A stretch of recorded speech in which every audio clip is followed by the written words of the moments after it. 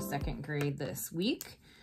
We are going to start by finishing tracing our shapes. So last week we decided to draw different organic and geometric shapes on our paper and kind of fill it up.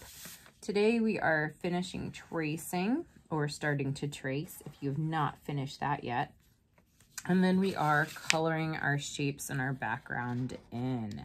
So I've finished tracing all my shapes and I have markers. I'm going to use markers. And I'm going to start with one of my favorites. And when you color your shapes in, I want you to really try and stay inside the shape lines that you've made, just like we talked about with our Mr. Mondrian picture. You can also choose to color your background. So at this point, the project is up to you. How you decide to color and what you decide to color.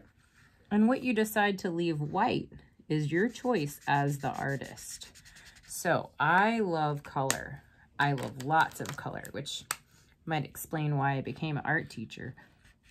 So I'm probably going to do lots of coloring and use lots of colors over and over. Think about different shapes and how they look together, or maybe over here, these are all the same little circles. So maybe I will color all of these the same. Think about what you also might do differently. Okay, I like this gray color. It's a really pretty gray color. These markers are brand new. I got them right before we had to go home last March, so I haven't had a chance to use them very much with you boys and girls. So if you have some new school supplies, or any school supplies really, you can color these. You don't have to use marker. You can certainly use colored pencils or crayons. Okay, if you don't have colored pencils or crayons, if you have glue or tape, you can also cut out those shapes out of your construction paper that we traced on here, and you can glue or tape those on. That's also a great way to use the available materials we have. Okay, so your job this week is to just keep coloring. Maybe I'll do this color green, I think it's called iguana green, as my background. So since this is my background, maybe I will leave some of my shapes white.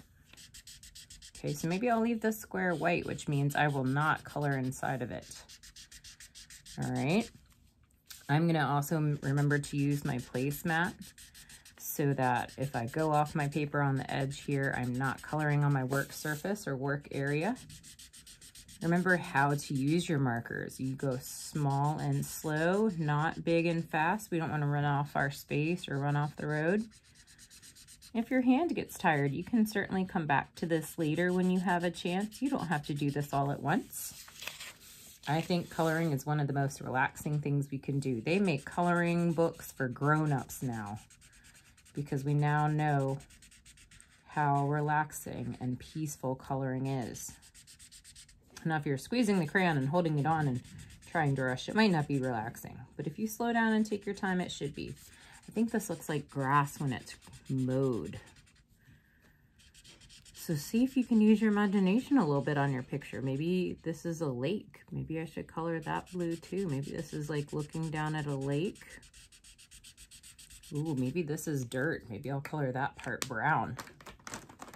So use your imagination, boys and girls. Color. You can even mix different supplies together. So if you want to color some with marker and some with crayon, that's fine. But remember, you do not color over top of crayon with a marker. You can use them on the same picture, but keep them from coloring over top of each other. So boys and girls, that is it this week. You are coloring, and then you are going to upload a picture of it to Seesaw. Remember, you only have to upload one picture. So even though the Google Doc uploads separately from the video, you just upload it one time, and that's it. So boys and girls, I can't wait to see what you make.